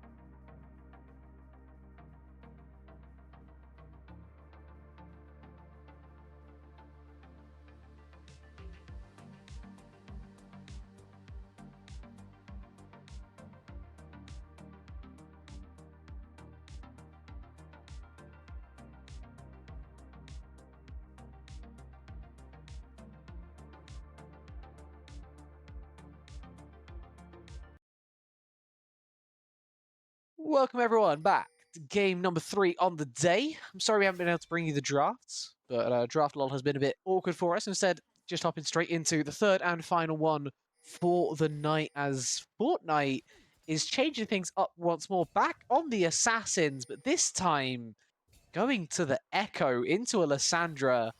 I am fascinated by what we're potentially going to see here in mid. Top lane also looking very interesting. Mordekaiser into Yone. These are matchups you don't typically get to see. Nihowdy running things back on the Lee Sin, this time into Wukong instead of a Poppy. And then bot lane is actually kind of the most normal, actually. Caitlyn, Nico into Misfortune, Nautilus. What do you make of this one here, Steven? It's definitely going to be interesting with the mid lane matchup, like you said. I mean, Echo is kind of going back to that lockpick, the AP assassin, as you mentioned, but Lysandra has some decent ability to deal with that. You know, she has the W to root Echo and he dashes in, doesn't let him get too mobile if he procs the passive. Also, of course, at level 6 has the Glacial Prison as well to be able to either put that onto Echo or for herself to give her the health regen in some of those trades as well. But we've seen this mid lane matchup, Fortnite versus Soprano, for all 3 of these games, and Fortnite has consistently had the edge regardless of the matchup and the champion that he's been playing. So I would still look for that to be the case here. You saw that very briefly right there with him finding another good trade, taking advantage of the level 2 before Soprano was able to tick up to it. So if Fortnite can keep that pressure going, I still expect that to go into his favor, but Lysandra is a champion that does have some more direct counterplay to what he might want to do than in some of the previous lanes. Yeah, I think a very succinct summary there. Soprano gonna have some more angles. Both going Ignite is maybe a bit interesting. I feel like Yeah. obviously the wants to go that direction, as we're gonna get hooked now into the bot side. Zyra this time playing on the Nautilus. That champion name as player name always is quite obnoxious, but still getting a hook, which I'm sure is also obnoxious there for Zapple, forced into a little bit of retreat. Still holds on to the heal for now. Those are going to go flash forwards. Of course, Nautilus with the empowered auto attack to get the root. Extra CC apply. That is Buss and Poots forced to flash in exchange. And there is the heal finally used by Zapple. 2 summoners for 1 to start things off, as Haradino making his way down towards his bot side, skipping his Krugs. Actually, no, Jungle's gone really weirdly. He only has 4 camps. So I don't know what else he missed. He got invaded somewhere along the way, I think, as well, because Nihowdy is up at 20 CS with just 4 camps of his taken, red buff being taken now, delaying this Wukong from getting to level 6. Very important, as most junglers, of course, love to get 6 fast possible. Wukong, though, likes it more than average. Top camp being top crab being camped right now by Fortnite. He actually makes his way up towards the top side, moved away from Jungle Thought to move into solo lane. Implication, what the hell was that? How does the clone not block that hook? Zyra, you are a nasty, nasty man. Double barrier used in the bot lane while all that is happening. Very close to falling down, though, is the Nautilus, barely able to hang on. And Bubster does indeed have flash, caught up in the tangle barbs, but Caitlyn is shooting from the middle of the brush, so they will exchange deaths. Nihowdy is being aggressive yet again in the top side jungle, very low HP and very deleted for his aggression. Ignite dropped by Soprano in that play, but he gets 2 kills for him, rather 1 for him and 1 for his jungler. Awkward play on the top side for Gorillas, but Godzilla, sorry, that's on me. I really like music. But a nice bot side anyway, nice double kill for Bubster. Yeah, it was very well done by Bubster and Zyra in that bot lane play, of course. That hook was a little bit more sus than some other Nautilus hooks you might see even for that champion, but landed it onto Zapple and then Bubster getting the flash forward, crucially being able to find that double kill to really help the gold out, because it is a 20 CS lead already. Just saw that. 4.5 minutes in with the Caitlyn Nico. Not surprising necessarily, but that second kill goes a long way. Potentially action here in the mid lane.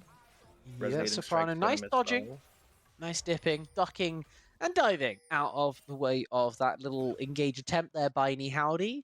The gank goes just wide this time. Very different looking game as the Lee Sin to what we saw in game 2. Could look for the return gank onto Soprano. Already dashing forwards, has no escape this time, no flash as well. No level 6. No real way out to safety. Ignite going to tick them down and make sure the kill goes over exactly where it's wanted for Godzillas, as they will take that kill onto Fortnite. Nice regank, but no early kills from the Howdy, and definitely not 4 early kills, as I'm sure the clone is meant to block the hook. Isn't that the point of the clone? It feels it's like gotta Zapple is have, doing like, exactly what he's meant to, as ooh. Person Poots also somehow does what he's meant to, hops into the bush, hits the headshot with the Caitlyn, goes 2 for 1 in the overall exchange, instead of just dying. Zapple there to finish things off with the kill onto Zyra. Haradino turns up to realize that there's no reason to be bot lane, they're all dead. The wave's already pushed, and Nico's got the CS. And Caitlyn now has equalized kills and has a 30 CS lead. Yeah, I guess the thing with the clone is that I think there is that moment when you first cast it that like you both just like disappear, Nico and the clone, like they don't register. So there must be like some sort of like slim gap where you can like get your hook past the clone when they both like reappear or something like that. That's the only thing I could think of as how the interaction works. Soprano and Fortnite trading it out here. Looks like it is going to be the Glacial Prison popped as Zapple was coming up as the little minion from their own jungle Haradino here as well. But JF Warriors actually makes the roam down from top lane, had the wave shoving towards And they're going to look to extend this play as well. Zapple pulled back by the Mordekaiser. Can't quite get any extra damage. Instead, Zapple will be able to escape. Orca play both directions. Neither side really able to gain an advantage. Nihowdy looking for a kill onto Haradino. Not quite there to be found this time around, as an ace in the hole is going to tap Bubster down just a little bit extra. Extending the play now is Bus and Poots. Calibernet forwards. Slow from Bubster in return. Barrier used.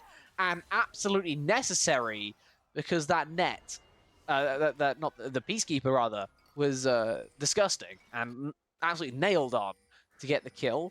Zyra turns up now, missing the hook, flashing forwards. Do you win these? I have a feeling that Nautilus doesn't win these. Okay. Uses heal, baiting for Bubster, who does win these in the extended play. Tangle Barbs connects onto Bubster. Zapple then gets empowered auto onto Zyra to get that kill instead. Bubster able to retreat. 1 for 1 technically, but that was the weirdest 1 for 1 I think I've seen in a while. Yeah, I'm going to call it a wonderful bait from Zyra there to be able to set up at least the crazy 1 for 1, as you said, despite them falling in the back part of it. But yeah, I mean, overall, at least now, if you're Misfortune, you do actually have the Youmu's completed first, despite the CS deficit still being there. You still have the kill, Death Realm, and Exhaust popped top lane. Yeah, gonna try and get this in both directions, but when you pull into the Death Realm, suddenly jungler intervention is a little bit awkward. It's quite fun to watch, honestly, if nothing else. Haradino gets pulled back and unfortunately pulled into his grave. All 4 flashes used up there in the top side, as Fortnite's also roamed up to try and extend the play onto just play game. Stunned up on the turret, doesn't quite land it. Instead, just going to have to turn back time to make sure the Echo stays alive. Double Ignite used in both directions. Pulled back into his Spirit, though, unfortunately, is the Yone, and that will be his demise. Fortnite gets killed for his Roam, loses a wave, but I'm sure he'll take that in the overall exchange. 2 for 0 in the top side, and I do question why junglers bother ganking in a lane with Mordekaiser as either side of that matchup. The Lee Sin turns up and is just sent away instantly. He's like, yeah, I'm ready 1v1. Sorry, can't help you. And then he's there just fighting the Wukong, who also turns up. Both the Wukong and the Yone die as we head back down to bot lane because Bubster's at 200 HP. Someone's going to tank that, but he's rooted by the Tangle Barbs, and Bubster doesn't choose his flash to get into range to make sure the Nautilus blocks for him. Really nice play there from Zapple to make sure that Zyra couldn't get in the way himself.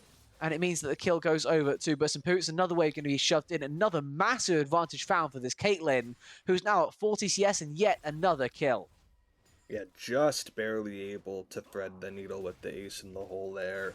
Great job with the Tangle Barbs from Zapple. I want to take it back to the mid lane just really quickly here. As conveniently enough, we actually go back to the here. Fortnite is in the mid lane, but he's decided to take a bit of an all-in fight. Has no reversal of time this time to escape, nice. And that will indeed just be the kill for Soprano. Frozen Tomb invested, but Frozen Tomb very well used. Getting that kill onto Fortnite most definitely makes it worth it. Could he use Flash potentially, but that would have been the only escape possible, as now Soprano's also able to push that wave in, get another one under the turret, and get some plates as well. Yeah, no chrono break was crucial there. We saw that used in the top lane play onto just play game. I wanted to go back to the mid lane because, funnily enough, I was gonna say this is one of the slower, it feels like, early games that we've seen from Fortnite. They haven't picked up a very like obvious free kill off of Soprano solo. They had the one where I did question what Soprano was doing, honestly, because Lee Sin just left at that stage and then they glacial pathed back in.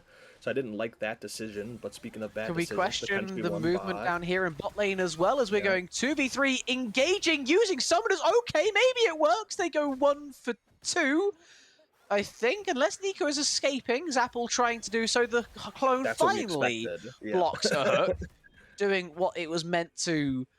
Bus and Poots using double summoners to get a kill for his support was not on my bingo card, but the bot laners do exchange their lives for each other, with Knee Howdy then pushing the wave in afterwards. I wouldn't say that's the best exchange for Bus and Poots. I feel like summoners may be better used around this Drake, which has just spawned on the bot side, but still gets something out of the play for his squad, as he still is waiting on his first item completion because he decided to build BF Sword as well as Collector at the same time. They don't have the same build path anymore. Instead, the pickaxe will be much more useful. Yeah, I was just gonna bring that up, but another Fortnite? exchange here in the mid lane, Okay, Fortnite he's this out. time does have the chrono break to be able to get out of there. But yeah, I wonder if that was like a knowledge thing where Bus and Poots got the build path wrong, like remember the different build path, or like I they feel they like you plan can't get on build doing path this. wrong in League. Like, you click on the item and it tells you the things to buy the item. I feel like that. Well, like I wouldn't be surprised if it's something like maybe they used to have like committed to memory, like if the item, like the build path was different before, and then they just bought it like instinctively, and then they It's did a check while it. It's ago like, it was BF oh, Sword, but yeah. that was a while ago. That's the only thing Like I could think we're of, because talking otherwise it doesn't months make ago. sense. Yeah. He went BF Sword on his second base, which is something you typically you do as Caitlyn on your first base if you're looking to go towards Yuntal or even Storm Razor to get that instant power spike. But he went straight to Dark on his first base, which kind of leads you in a different direction. It I mean, means just that gonna even sit though on the Bobster build is down path. this much CS, he actually has first item advantage Ooh. over the Caitlyn right now. Hasn't been able to use it for all too much advantage, but hasn't really lost out on anything, even though he's down 40 CS, which is something you'd expect a bit more of, especially with range versus melee, as well as that is a melee support flashing There's the forwards. clone. Unfortunately, Zyra hooks the clone once more, though we go depth charging into Bus and Poots, tanking up the whole Oh, of the bullet time, and that is where the flash or the barrier would have been so very impactful. Gets a little bit of gold, I think, from from cashback. I saw like 263 pop up. He went Infinity Edge first, just to really bait all of us out, because that makes sense. Bubster gets the kill, though, double kill in the bot side. And that's exactly what we're talking about. Item completions matter so much, and the Ghost played really matters for a misfortune. and the timing was so slim. That was like you could see it clearly. It was the last wave. Excuse me. That was the last wave of that bullet time that was able to secure the kill onto Bus and Poots right there. The pot blossom just quite didn't come through in time. At the very least, if you're able to stay alive, you can probably walk out of that as Caitlyn. Maybe the Nico dies for you, but instead it's a really brutal exchange. As even though now, funnily enough, we've started to see the clone actually blocking some of these hooks, it hasn't seemed to matter now with the Yomus being completed on that misfortune for a little bit, just being able to sit for free in that bullet time. Nico just quite hasn't had the ability to interrupt that enough to be able to save their AD carry, and now it's become an issue. 5 deaths on this Caitlyn again, despite having this consistent CS advantage. The MF Nautilus is still a very strong combination in its own right, and they're proving it here. Yeah, they're trying to play the bait game this time around, though, seeing if the engage wants to come through. Knee Howdy definitely wants to make the engage come through. There was first brick already taken, and maybe Knee Howdy didn't want to make this engage come through. Cyclone to the face is going to result in his death. Cyclone 2 already being used, but that means Bubster has been caught, and now Zyra trying to escape, but no chance this time. Surely will end up falling, as Fortnite also gets a random solo kill elsewhere on the Rift, though I think the 3-for-1 maybe trumps what happened there in mid. Like the 3-for-0 rather, trumping what happened there and may make it 3-for-1 across the Rift. Yeah, back to business as usual for Fortnite, at least, finding the solo kill in that matchup again. A little bit easier you would expect for Soprano to deal with things, as we have seen throughout the rest of this game up until this point, but leave it to Fortnite, who's been playing so incredibly well across both of those first 2 games. Continuing it here in Game 3 is going to be able to respond by taking this mid lane tower as well. But in that bot lane exchange. Both junglers just happened to be there at the exact same point in time. Nihari probably thought that was going to be a good opportunity to gank, as they were going to be looking to push down that tower, which they were able to take as well, were the last dance. But with the Wukong there, who's had, all things considered, now it looks like a better game thanks to that play. But both junglers have been having relatively similar impact off the start of this game. Now Haradino had that advantage, just playing on the better team fighting champion, gets to take advantage of that on the Wukong in that skirmish, and Nihari might be caught here as well again. Yeah, forced to flash away once more. Nice tangle bars from Zapple to make sure that that key summoner was invested. Fortnite going to invest a little bit of something different, not summoners, instead health and damage in exchange, looking to maybe put the pressure even further on Soprano. Has another Frozen Tomb available. Chrono Break there as well for the Echoes. They look to now push under the turret. Already using that massive shield, which would have been a stun if Soprano was still inside the circle. Instead, he's able to escape that part, and instead gets caught by the Dragon's Rage, of which Nihaudy is happy to invest in the bot side. Forced into a retreat, though, because the Wukong is close in the area. But all this random shenanigans moving around the map means that Burst and Poots is completely alone in mid, and that is a crime against a melee support. You are not allowed to be alone as an ADC in mid lane with no tier 1 turret against a melee support. That is called death, and unfortunately death is in the form of bullet time once more. Bubster moves up to 6. Yeah, just got to be more conscious of that, as you were saying. Got to be more careful. You can't, even if you're Caitlyn, you feel like you're pretty comfortable, you had the net to potentially get away, you have pretty long range, but you just got to be able to play a little bit more respectfully there. Let that wave come back to you. Speaking of coming to you, just play a game. Come on to JF Warriors. JF Warriors trying to hang on, but the Q3 and the Soul being rebound going to get enough with the Ignite to get that kill for Just Play Game. First kill of this one. Been a bit quiet so far in the top side across both teams, to be fair. Not much focus from the junglers at all, especially when you compare to game 2. But it allows the Yone to finally start building a little bit of advantage for himself. Get the Blade of the Road King spike and start to try and dominate over this Mordecai. As Burst and Poots is unfortunately not able to break the turret just yet. Going to have to wait for Rift to get closer. There we go. Would have loved to make sure that Shelly could charge someone else, but instead, just going to have to break open that turret with nothing else to say. Drake likely to go over again to the last answer. They look to make it 3 out of 3. Echo dashing into the pit, trying to make a fight out of it. Drake already gone over. Chrono Break out at least for the Echo, but Nihaudy, that was a one-way trip. Doesn't even have the kick, which is can't cool down just now. So it's a 1-for-0, and the Drake now Soul point secured. Ocean Soul for the first time not being Hex Tech. Not quite as impactful of a Soul, but still very, very useful, as Bubs is going to attack another ace in the hole to the face.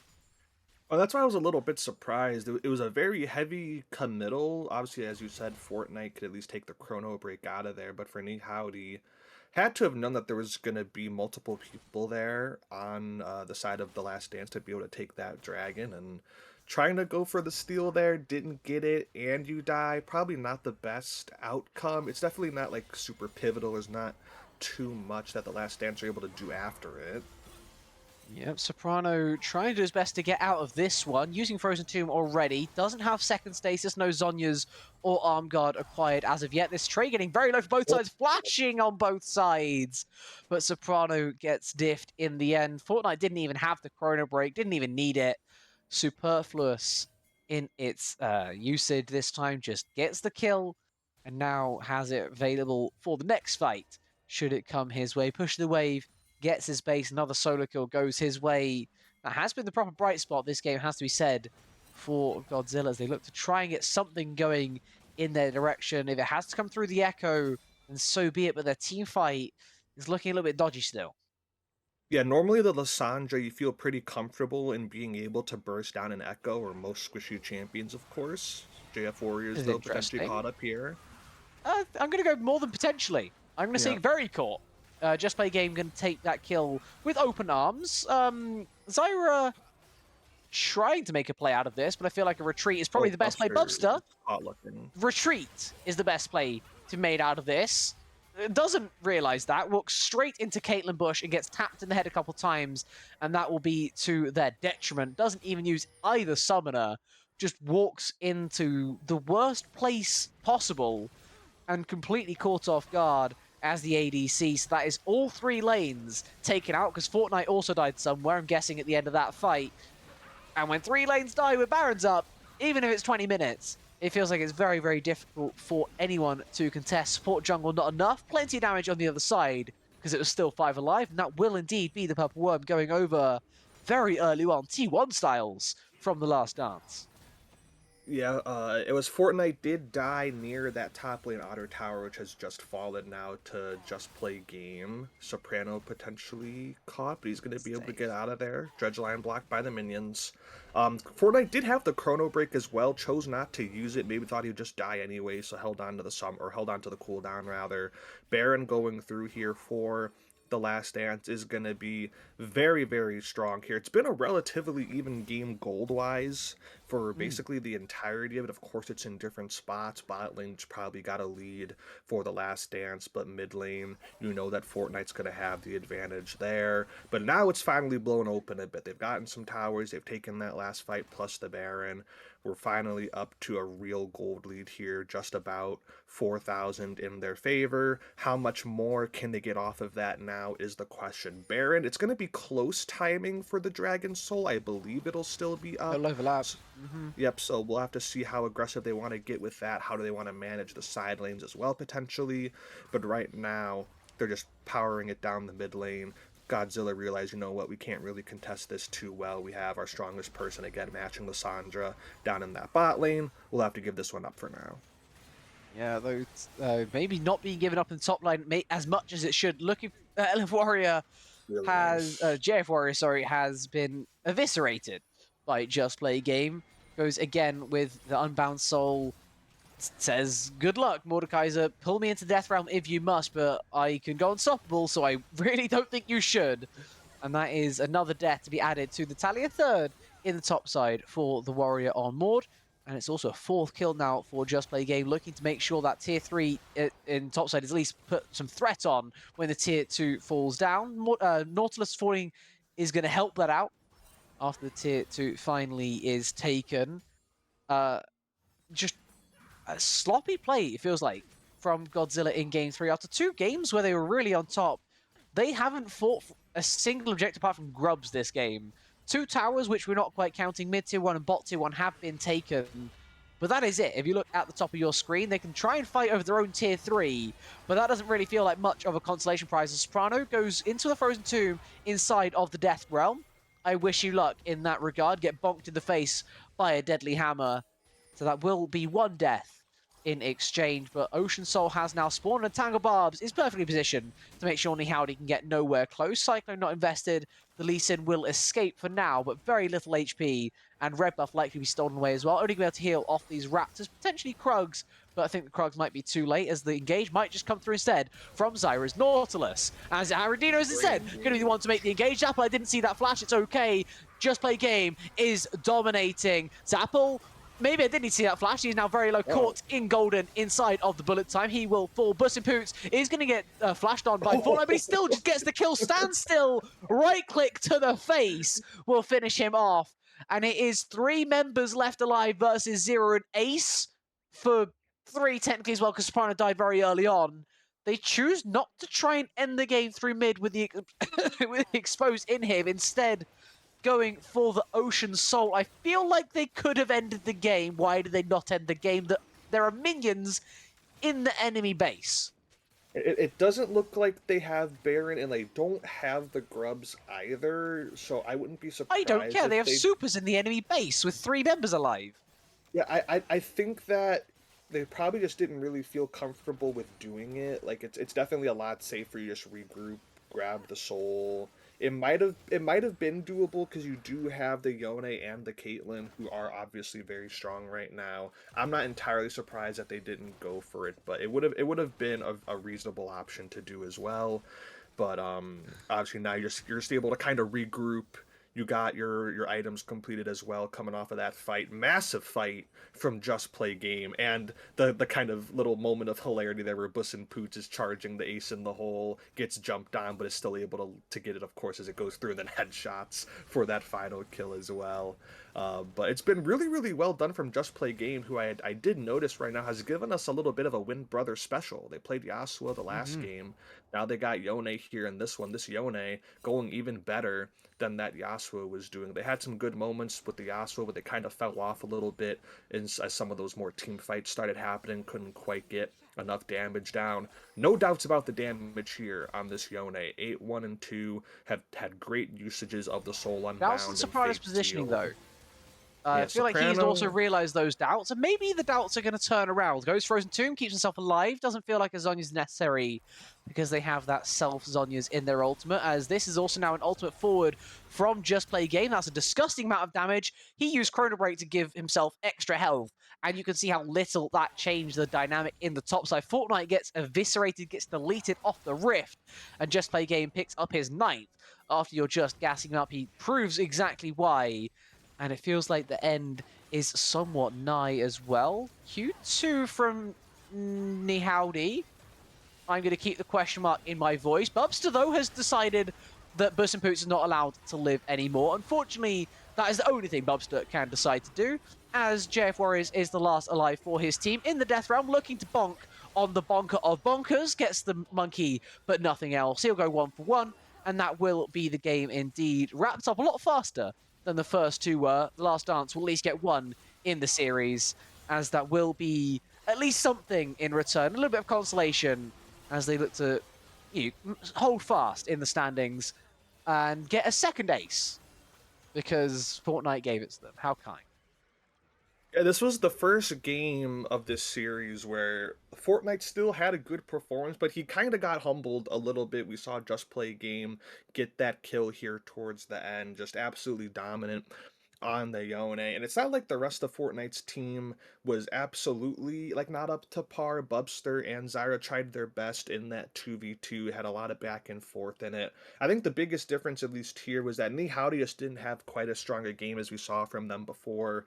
The Jarvan was good, the first Lee Sin game was pretty good, but you notice it here 1, 5, and 6, definitely not as strong of a showing as they probably would have been hoping for in this game. Whereas again, you look at The Last Dance, it was a relatively well-rounded effort, all things considered, outside of Just Play Game. Herodino had some pretty good scraps. Soprano, definitely not the best series from them still overall, but they're able to salvage the KDA a little bit here at the end. It looks pretty respectable. And then same thing stands for Bus and Poots and Zappa as it did for Bubster and Zyra. A lot of back and forth in that bot lane, but for the most part, they had the priority, of course, the CS advantage stayed as well. Zapple had some really nice pot blossoms here towards the end, didn't quite find it as much in the lane, but the MVP of this one, pretty obvious, look up in that top lane, 10, 1, and 3 on that Yone, highest CS in the game by a wide margin. The Yasuo, again, had some decent moments in game 2, didn't end up finding the win. They locked in here on the Yone and were able to help carry their team to this one, and at least they salvage a game in this 3-game series. Yeah, and that is the key thing, right? Is both these teams are likely playoff bound, but you've got to make sure you got to at least get something from these series. Last Dance now move up to 15 and 12. If they were to get swept, we could be talking 14 and 13, slightly starting to slip down. There are teams in 8th place right now at 11 wins, so it's just one more series away from potentially being out of the playoff race. And this time around, instead, they get the extra win. They give themselves a little bit of extra breathing room moving into tomorrow. And then the final day of the regular season next weekend on the Saturday. We are very rapidly approaching the end of this regular season. These two teams, both, as I said, likely to make it at this point. The Godzilla Final Wars moves themselves now up to 19 and 8. Put themselves in a great place overall in the standings, firmly in second place behind the Loire Syndicate. We'll see if these two teams can keep that going. We'll see if other teams can join them potentially in that top 8 race for playoffs. We'll have to find that out next time on the SDC. Thank you all for watching. Thank you all for being here. Thank you, Stephen, for being with me. Thank you, Alan, for anything behind the scenes. I've been Rue, and we'll see you guys next time.